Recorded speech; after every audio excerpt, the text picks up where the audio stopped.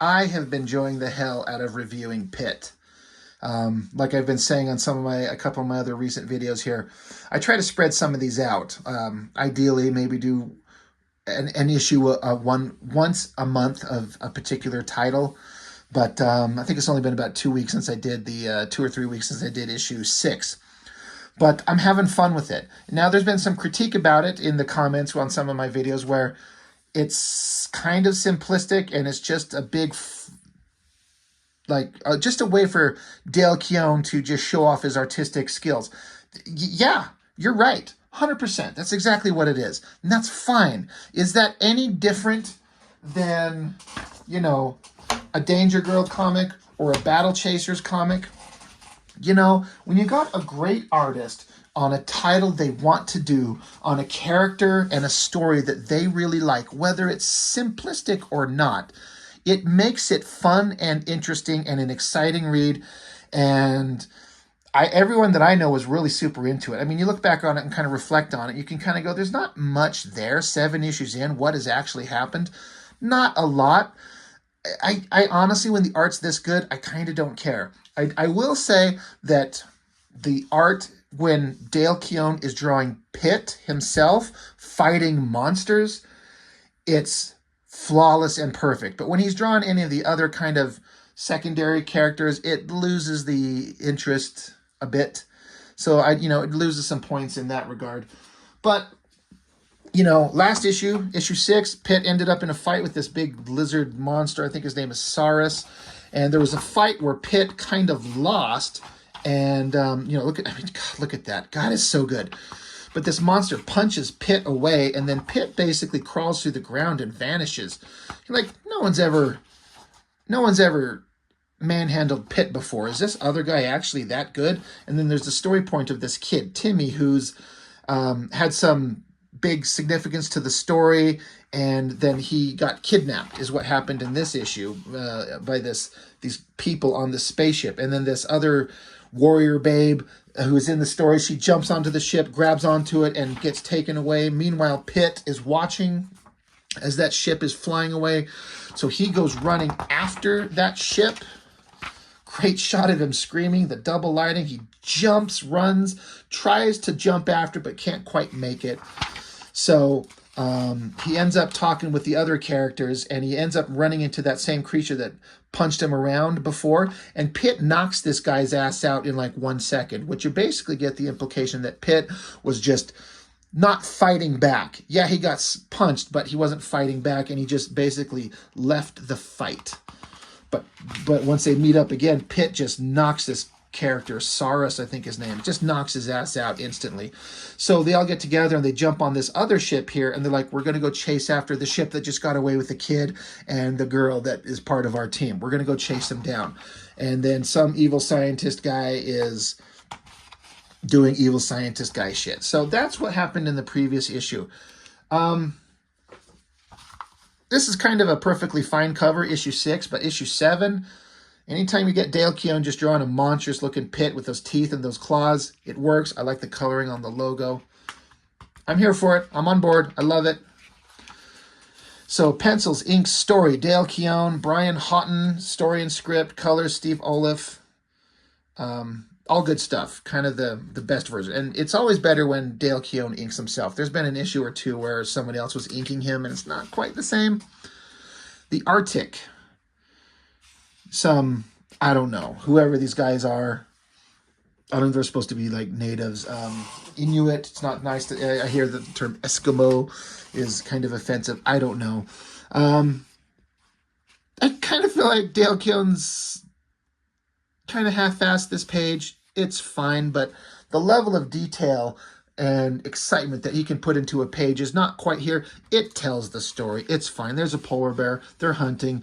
They draw their weapons on it. He roars. There's a big sound in the distance, and so the polar bear runs. What's coming? Basically, a double-page splash of one of the weirdest-looking spaceship things you've ever seen. I appreciate how Keown is doing something different. I can't fault him for that. It's kind of weird,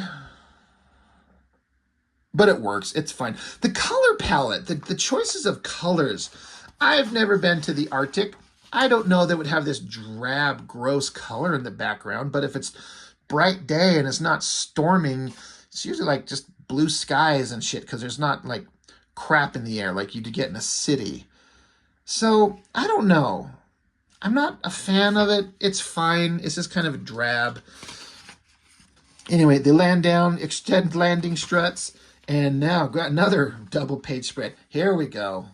Maybe Dale Keown was just anxious to get to the cool shit. So they're looking for the girl.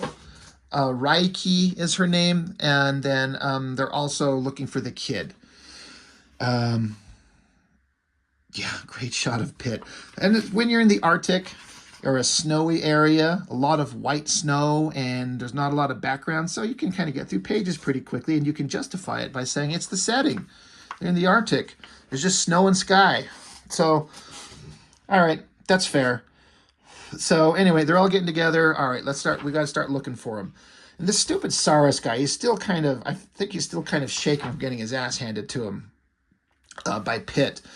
But he's like, dang, I've got another headache. He says, I want Bobby. Bobby makes my headaches go away. This sucks. Yeah, this guy kind of sucks. He's kind of obnoxious.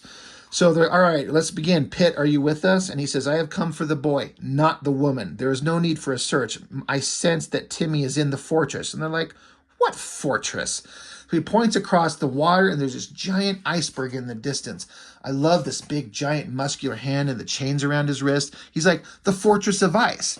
And so this guy here, I can't remember his name. He's like Black Ninja. He's awesome. They're like, what, that iceberg? Huh. Normally, I believe that would be crazy, but so far you've been bang on.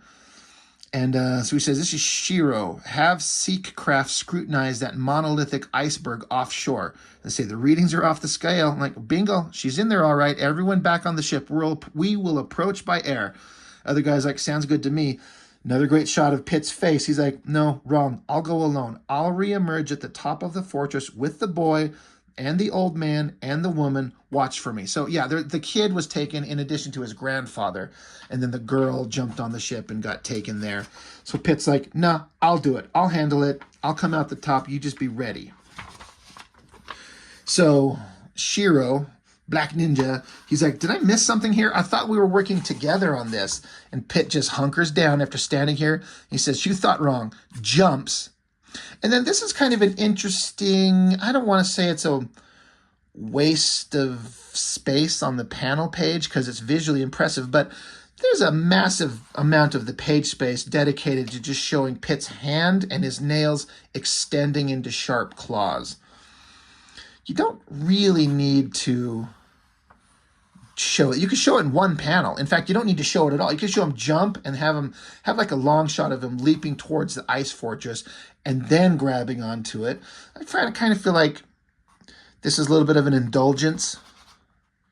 And I'm okay with Dale Keown indulging when he draws awesome shit like, you know, that. But when it's just a close-up of his fingers times 3, yeah, okay. You know, what do I know? PITT grabs onto this ice structure. He just starts clawing up the surface of it. And there's some text boxes. The Creed hybrid is a solitary warrior, a lone assassin. In the past, this has been his strength. Today, it may be his weakness. It's like Todd McFarlane level of nonsensical, unnecessary text boxes, but done at least a little bit more concisely. Crawling up the ice, it's unstable, it crumbles, he falls into the water. Pretty awesome shot. Good one as he dumps into the water. And, well, now he basically knows that the bad guys know that he's there. Cut to inside the fortress, the spaceship there that the girl jumped onto. She's thinking to herself, who'da thunk it? A secret installation built right in the middle of an iceberg. She's noticing the architecture is pretty wild. Seems to go on forever. Timmy and his grandfather could be anywhere. Well, this is crazy. What's this around the corner, she wonders. She's like, oh my lord, it's Timmy encased in ice and Jack Smithers. I think that's a partner of hers.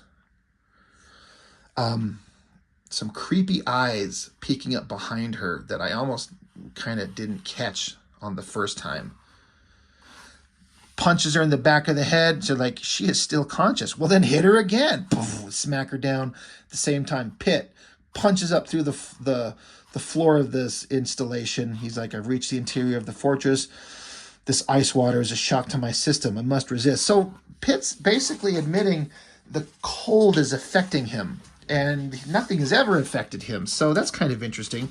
As he comes up, some shadowy figures say, did you enjoy your swim? And PITT's like, just as I thought. And these other guys that kind of look like PITT himself, the same kind of facial features, meaning no nose and giant muscular bodies. They're like, is an honor to meet you, son of Zoivod. And so PITT says, Creed, you are a long way from home. And they say, and you are a short way to being dead. PITT asks, where is the Earth Boy? And they say, the boy is no concern of yours. So that's a pretty awesome shot. And then all these guys start pummeling on PITT. They start kicking him, beating him, pummeling him down, beating the shit out of him. And you start to wonder, is this something that PITT can handle? Not sure.